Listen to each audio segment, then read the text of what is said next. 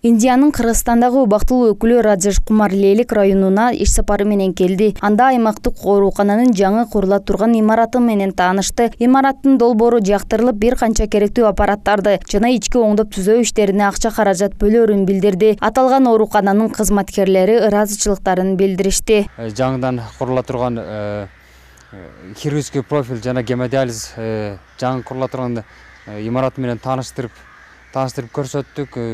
Биздин проектти жактырышты.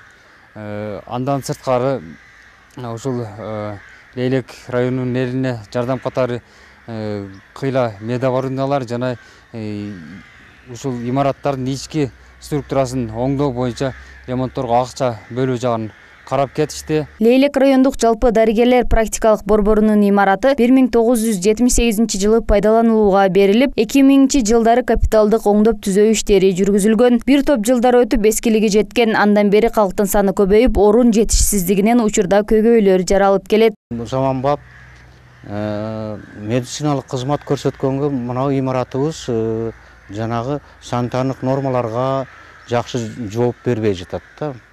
Жанагы мисалы мен балдар бөлүмүнө эле айта турган болсом, азыркы күндө мына нерв оорулары менен ооруган балдар бар. Врач невропатологубуз бар, жанагындай аларга заман ушу азыркы заман талабына ылайык келе турган деңгээлдеги медициналык жардам көрсөтөлү, медициналык жардам берели дегенибизде жанагындай өзүбүздүн имаратыбыздын кичинелик кылып жатат. Мындан сырткары Раджеш Кумар облус башчысы Абдикарим Малимбаев менен жолукту. Анда саламаттыкты сактоо тармагынан сырткары эки тараптуу жолугушууда облустун билим берүү жана экономикалык, инвестициялык тармагын биргеликте өнүктүрүү жаатында сүйлөшүүлөр жүргүзүлдү. Мадина Эсенова, Бакыт Саитов, Алтын бешик жаңылыктары.